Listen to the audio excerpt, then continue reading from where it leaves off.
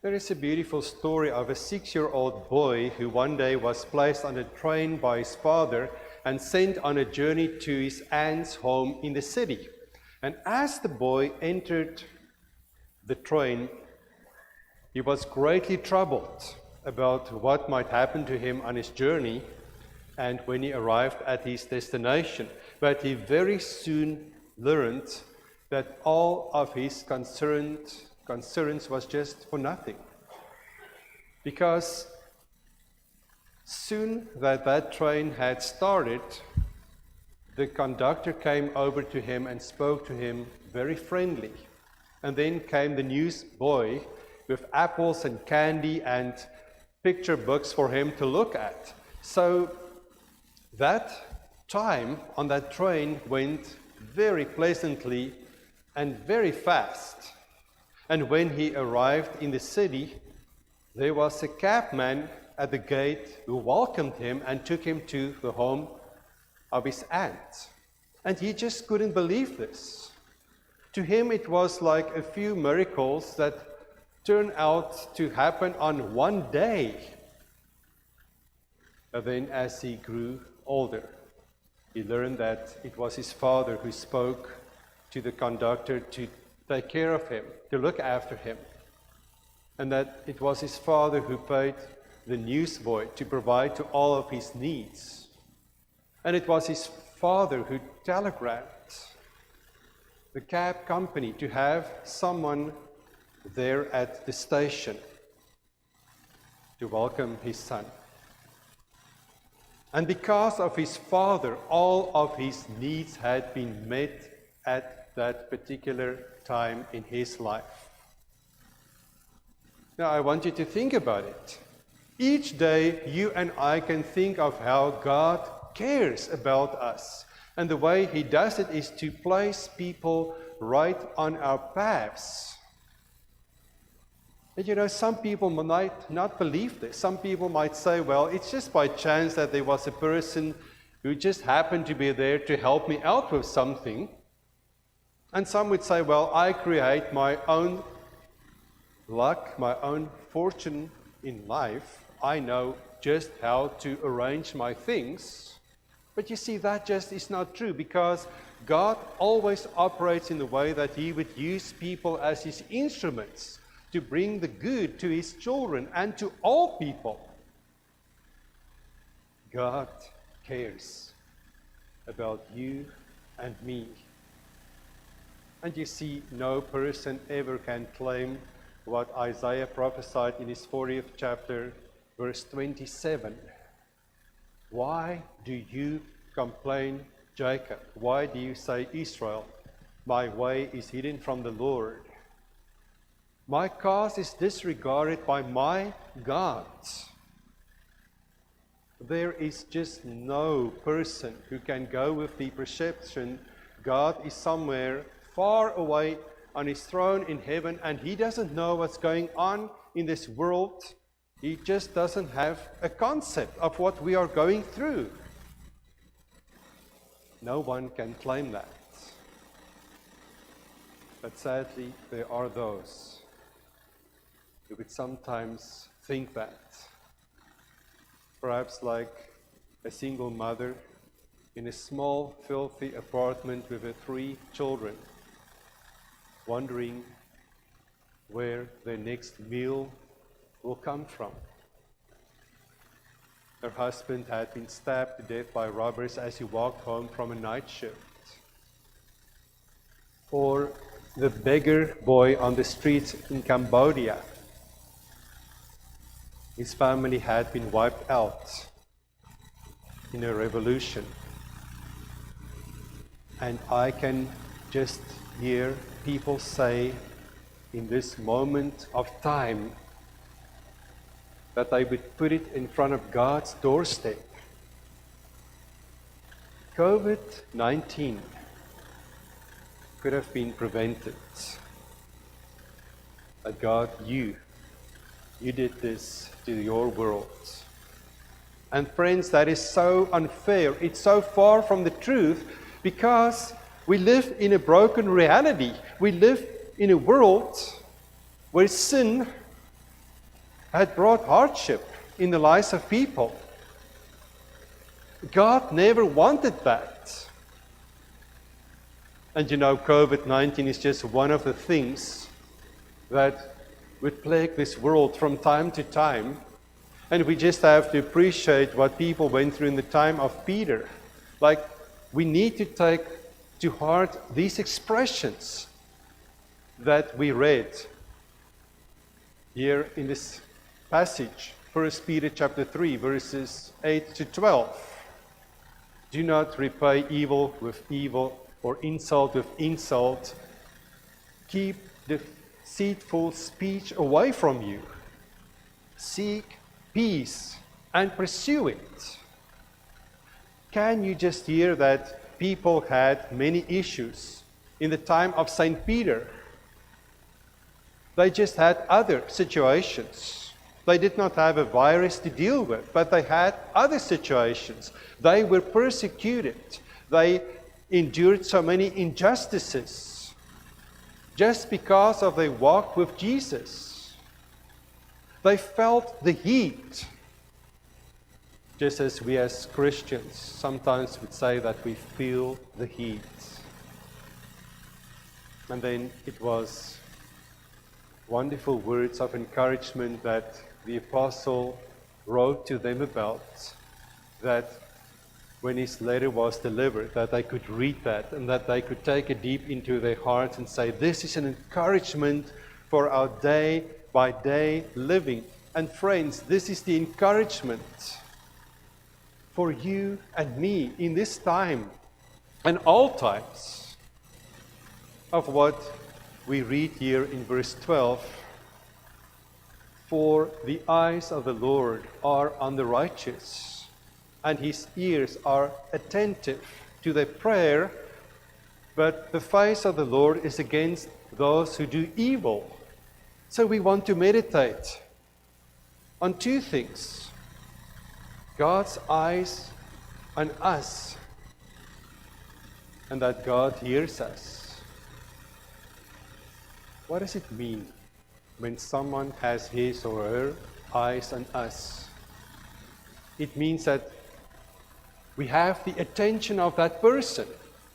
And I want to share with you what I once read in a report from a child psychologist who commented about something. If you ever have trouble to get your children's attention, you just have to say, give me your ears. And that means focus on me, listen to me. I need your attention right now. There's nothing else that matters. And then the children would have their eyes on their parents. They would follow their parents. Their parents would have their attention. Now think about this.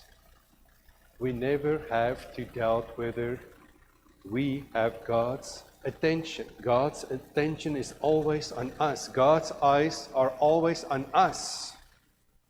And you know, we shouldn't think that God should be like a guardian. He should always have his eyes on us, and he better has to have his eyes on us for our protection. That's not what Peter meant. You know what he meant. We are so precious to God that he never wants to let us out of his sight. Now, there was a little girl who received the doll as a gift, and she just couldn't let that doll out of her sight. She took it with her to bed, she took it to the dining table, she even took it with her to preschool. But you can appreciate that after a few weeks, that doll became just something else in her bedroom. It didn't matter anymore to her, not more than all the other toys, all the other dolls in her bedroom. But you see, that's not how God thinks of us. That he would say, this is a person I created, this is one of my children. Well, I'm just going to leave this one and I'm going to turn to a new one, to another one. I'm not going to show my care to this one anymore. No, God has his eyes on each one of us. He has his eyes on the righteous. Can you think of one passage in the Bible that's a clear example of God having his eyes on the righteous? To meet Psalm 139. He had his eyes on David so much that he began to feel intimidated by that thought, and then he sought to get away from God, to flee away from God. Of how he expressed that he would go up into the highest heaven, he would go down to the bottom of the ocean, he would go as far east and west as he could think of going, just to get away from God. Until he came to an understanding why God's presence was so precious in his life. And you see, the immediate thought of many people with God's eyes on them would be something like, God is going to punish me. Or God is just having his eyes on me to find those hidden sins and to get me. And to say, there it is, I caught you red-handed. That's not the meaning of God having his eyes on the righteous. What that means is that the righteous are so precious to God that he wants to preserve them in and through his grace. Through these words, for the eyes of the Lord are on the righteous, we have to hear God speak to us. You didn't think I was going to let go of you so easily. I purchased you in a very expensive way. I purchased you in the precious blood of my Son, Jesus Christ. And it was so expensive. And I would rather keep my eyes on you to know that I will have you in the end. And that you will not perish, that you will not be lost for eternity. Friends, that is such a wonderful thought, that God has his eyes on us in that way, and that we can never doubt that. It's only to preserve us. It is only to keep us.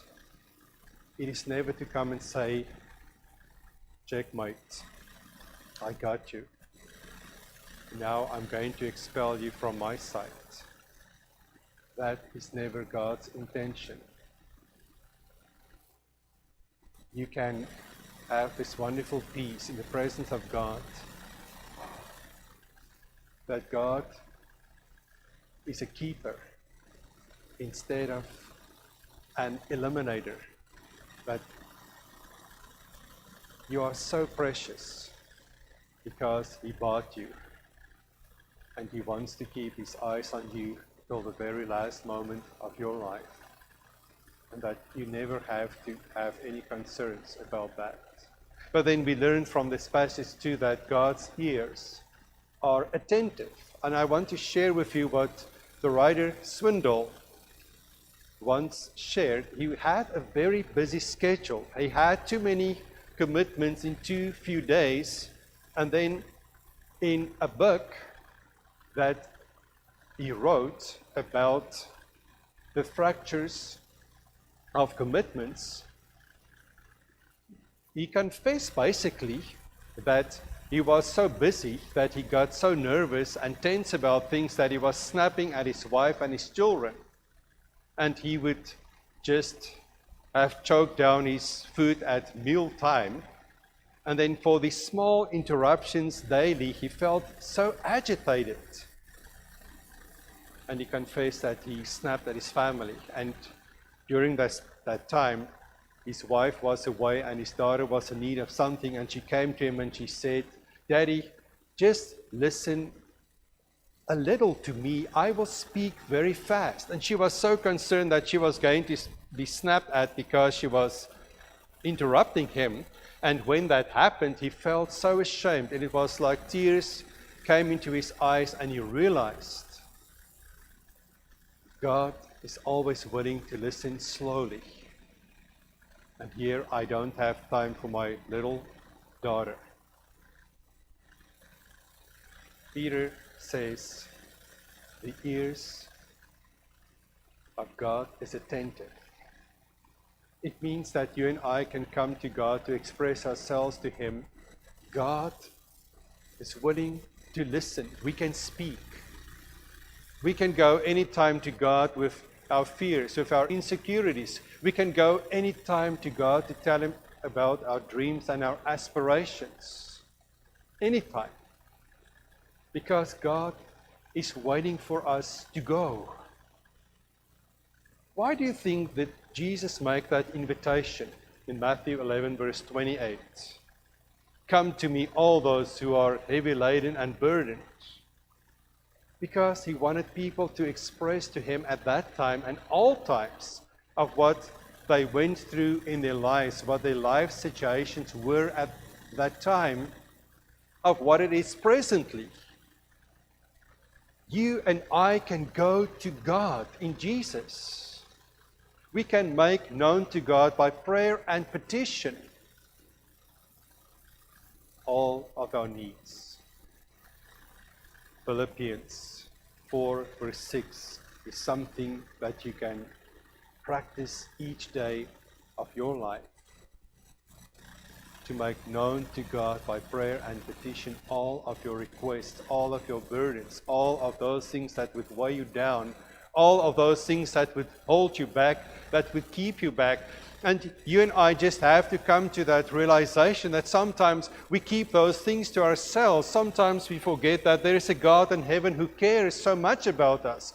There's a Father who's burning in His heart for us to go and say, Father, here I am. I need to tell you. This is my need. This is my concern. And then we walk with those burdens just by ourselves. And we feel the weight. Because we do not go to God. You know, it reminds me so much of the son of a father who had a very bad life experience. And for months and months, his father just saw that he was weighed down tremendously.